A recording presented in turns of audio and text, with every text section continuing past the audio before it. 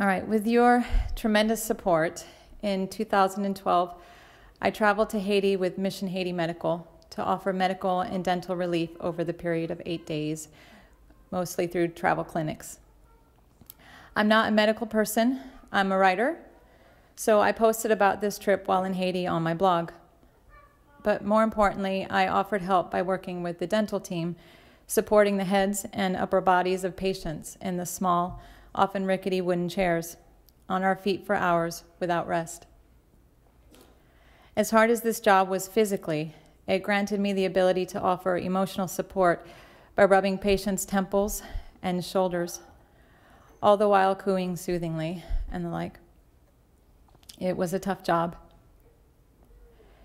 These people were scared and hurting. I could feel their fear and their shivering. I could see their pain in their eyes.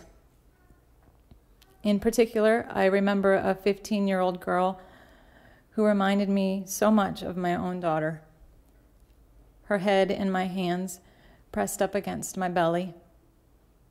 I struggled not to pull away from her, trembling and crying. I'm a very feeling person, so perhaps you can imagine that this mission broke me. The night after our first travel clinic, I sent the following email to Pastor Jim on my phone. Today has been a difficult day, physically and emotionally exhaustive. Another day like today will take the wind out of me. It's right about now I'm wondering what I'm doing here. We can't fix this place. I feel so helpless. Everything we do, it's just a Band-Aid. This climb, oh God, it was treacherous and dangerous. A ceaseless uphill climb over powdery dirt and loose rock that slides like walking on marbles. Hardly an inch of level ground to rest for 3 hours, and the pressing need to get there. No rest at the top, and then on my feet for hours, holding the head of people flinching and quietly crying, but never screaming, while their rotting teeth are pulled out. Their mouths so infected the anesthetic doesn't always work. Not even a real dental chair, just a rickety wooden thing. Every one of them I held and comforted and rubbed their shoulders, but it's just a Band-Aid. I'm really sad today. There just aren't words for what I've seen. We've done all we could, and it's not enough.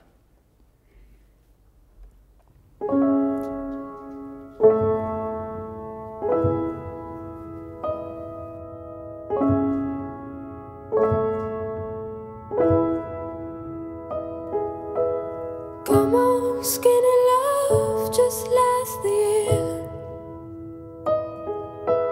Poor little soul, we were never here.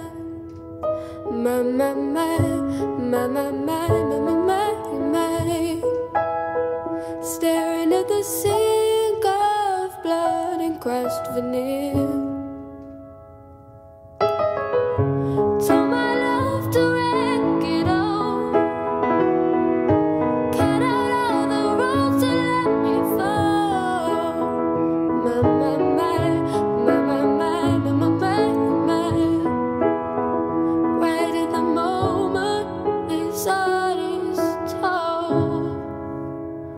And I told you to be patient, and I told you to be fast.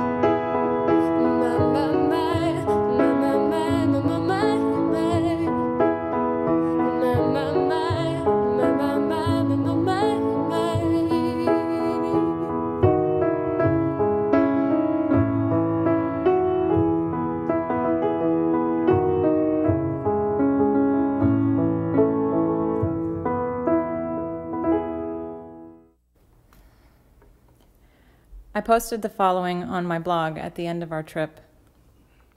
So the day went along as usual, patients and more patients. Sickness, infected mouths and rotting teeth, medicine getting dispensed, etc. We had some singing and joking as usual. John tattooed everyone's arms with a Sharpie, and Dr. Jeff played his iPod until it ran out of battery. It felt like an easier clinic at first. But everything altered a bit when a woman came in with her malnourished baby as a result of an insufficient milk supply. A baby that looked like a preemie, even though he was 2 months old. You saw him in the video. This baby was dying. We were right there, medical doing all they could in the little bit of time we had. But maybe it wouldn't be enough. I can't see my words. There was a second baby too. His mother was dying. I'm not really sure why, as the family didn't bring her. You can imagine what happens when there's no one to feed a baby. So we had another baby in crisis.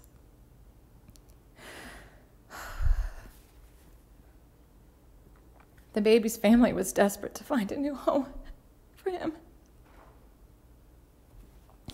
and tried to give him away to Dr. Mark, as if we could take him. This is when many of us finally broke down. And then it was time to go, and we had to walk away. 2 dying babies, a stroke and burn victim, and countless others left behind, their fate uncertain. That's the thing about this sort of mission.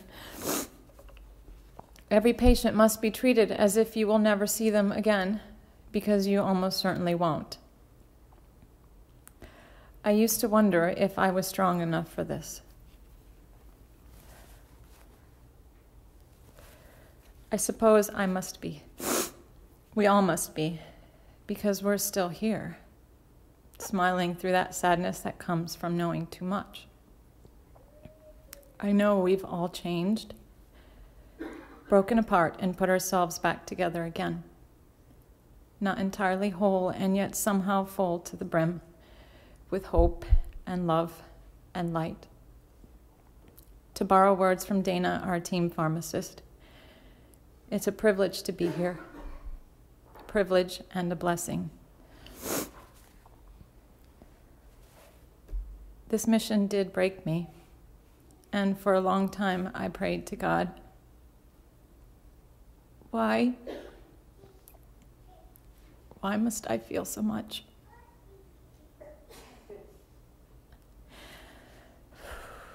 The answer came to me one day when a good friend told me I should never go back,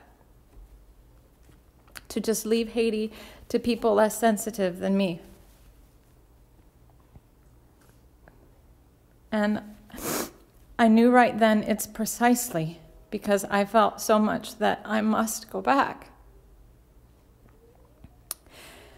It is in brokenness that our hearts speak loudest.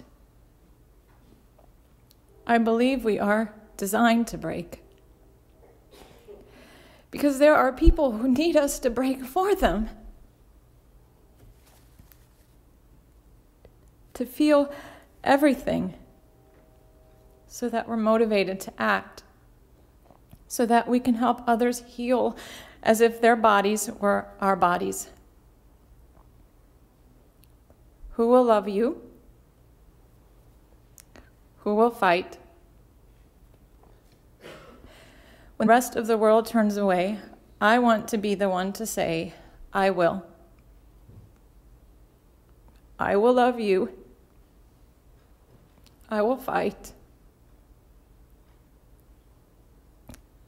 I will break for you. Thank you for your support.